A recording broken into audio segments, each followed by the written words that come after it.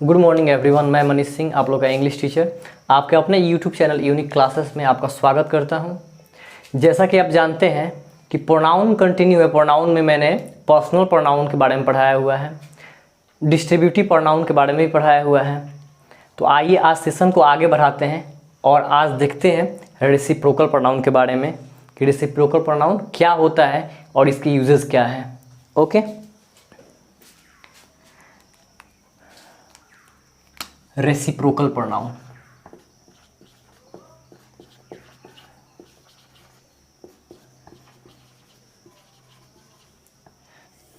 तो सबसे पहले ये जानेंगे हम कि रेसिप्रोकल प्रोनाउन क्या होता है। तो ये क्या करता है कि ये दो यानी टू या more than two, okay, two या मोर देन टू के रिलेशनशिप को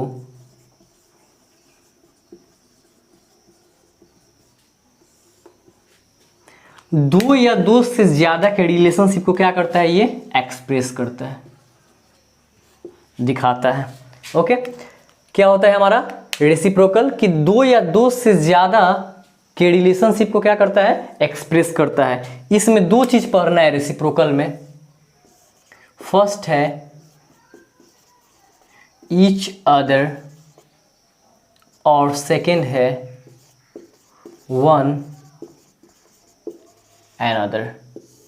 ओके, क्या है, ईच अदर और वन एंड अदर। अब ये दोनों क्या करता है कि एक्सप्रेस करता है किसको, रिलेशनशिप को ही। यही सेम बात है, रिलेशनशिप को क्या करता है, एक्सप्रेस करता है। अंतर ये है कि ईच दो के बीच रिलेशनशिप को एक्सप्रेस करता है और one another more than two, right. फिर से एक बार समझते हैं। ईच अदर दो के बीच रिलेशनशिप को क्या करता है, एक्सप्रेस करता है, राइट। और वन अनदर दो से ज्यादा के बीच रिलेशनशिप को क्या करता है, एक्सप्रेस करता है। ओके, जैसे एग्जांपल देखते हैं।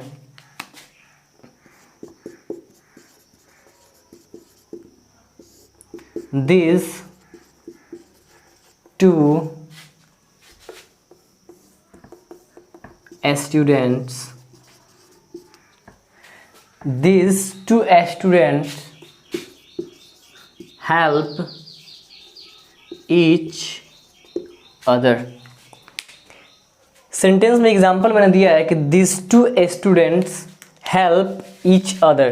तो यहाँ पे रेसिप्रोकल प्रोनाउन each other का प्रयोग किया गया। सेंटेंस को ध्यान से देखिए, these two students help each other।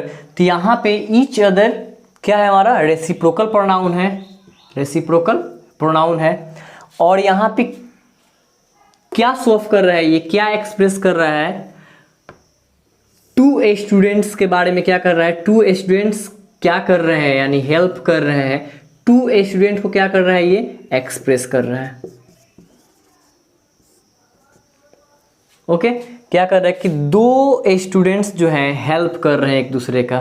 Okay, तो दो स्टूडेंट को ही क्या कर रहा है, ये एक्सप्रेस कर रहा है। जैसे मैंने बताया है कि ईच अदर दो के लिए ही प्रयोग में लाया जाता है।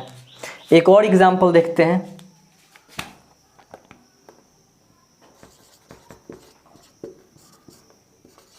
We all love one another. Okay, we all love one another. अब यहां पे किसका प्रयोग किया गया है, वन अनदर का प्रयोग किया। ये भी क्या है, रेसिप्रोकल प्रोनाउन ही है, राइट। ये भी क्या है, हमारा रेसिप्रोकल प्रोनाउन ही है। लेकिन वी ऑल, हम सब, यानी यहां पे क्या है, मोर देन टू के बारे में बताया जा रहा है, more than two. Okay, more than two के बारे में जिक्र किया गया है यहाँ पे। वी ऑल, ऑल का मतलब क्या होता है, सब, यानी क्या, मोर देन टू। और इसको एक्सप्रेस करने के लिए किसका प्रयोग किया गया है, वन अनदर का प्रयोग किया गया है, राइट। आप इसका स्क्रीनशॉट ले सकते हैं।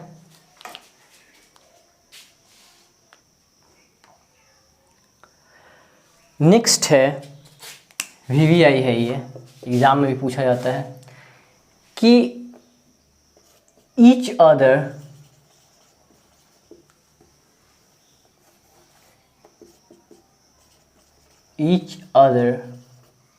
या one another. Okay, each other या वन अनदर के बाद अगर इस का प्रयोग किया जाता है, राइट, ईच अदर या वन अनदर के बाद अगर इस का प्रयोग किया जाता है, यानी ईच अदर्स या वन अनदर्स, तो ये कंफर्म क्या होता है? गलत होता है। ओके, कंफर्म क्या होता है? ये गलत होता है। अगर मान लेते हैं कि सेंटेंस इसी पे ख़त्म होता है, जैसे मैंने एग्जांपल दिया था कि this two students love each others, तो उसी लाइन में गलती होगा जहाँ पे ईच अदर के बाद एस का प्रयोग किया गया है, यहाँ पे एस का प्रयोग नहीं होगा। जैसे एक और एग्जांपल दिया था कि we all love one another, लेकिन यहाँ पे वन अनदर की जगह वन अनदर्स का प्रयोग किया जाता है, जैसे वी लव वन अनदर्स, तो कहाँ पे एरर होगा? जहाँ पे एस का प्रयोग किया गया है अनदर्स में। नोट है इसका,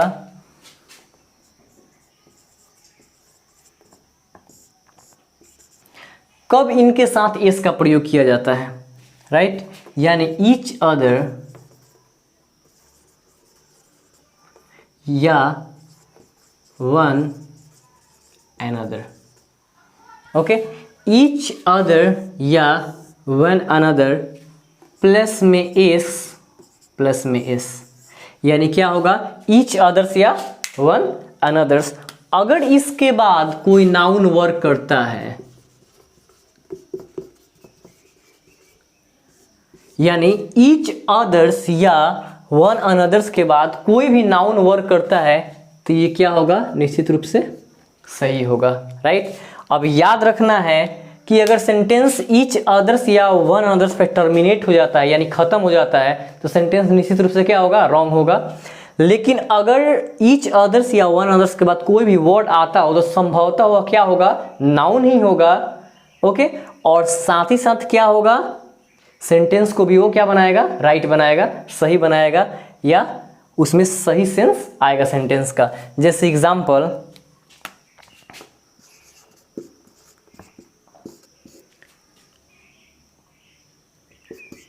these two boys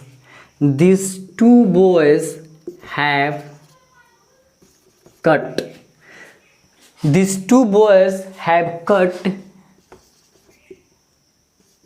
each other plus इस। ओके, सेंटेंस मैंने लिखा है क्या? कहाँ पे टर्मिनेट कर दिया है? अगर मान लिया जाए कि एरर ही इससे आता है, ये पार्ट ए है, ये पार्ट बी है, ये पार्ट सी है, पार्ट डी है, नो एरर, तो किस पार्ट में गलत होगा? सी पार्ट में ही गलत होगा, क्योंकि सेंटेंस कहाँ टर्मिनेट हो जा रहा है? ईच अदर्स पे आके क्या हो जा रहा है? खत्म हो जा रहा है। ईच अदर्स के बाद तो कुछ नहीं है।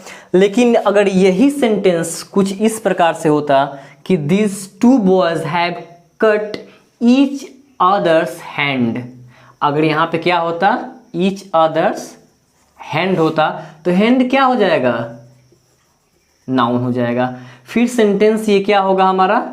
नो एरर होगा। सेंटेंस क्या हो जाएगा? करेक्ट हो जाएगा, कोई गलती नहीं होगा, क्योंकि मैंने बताया है कि ईच अदर्स अगर सिंपल आता है, उस पर सेंटेंस खत्म होता है, तब उस पार्ट में एरर होगा। लेकिन यहाँ पे क्या है? ईच अदर के बाद क्या आया है हमारा? हैंड आया है, जो कि क्या है हमारा? नाउन है। ओके, अगर यहाँ पे टू हटा दिया जाए, this boys have cut one another's hand, फिर भी क्या होगा? सही होगा। अगर यहाँ से टू हटा दिया जाए, तो यहाँ पे हम किसका प्रयोग कर सकते हैं? वन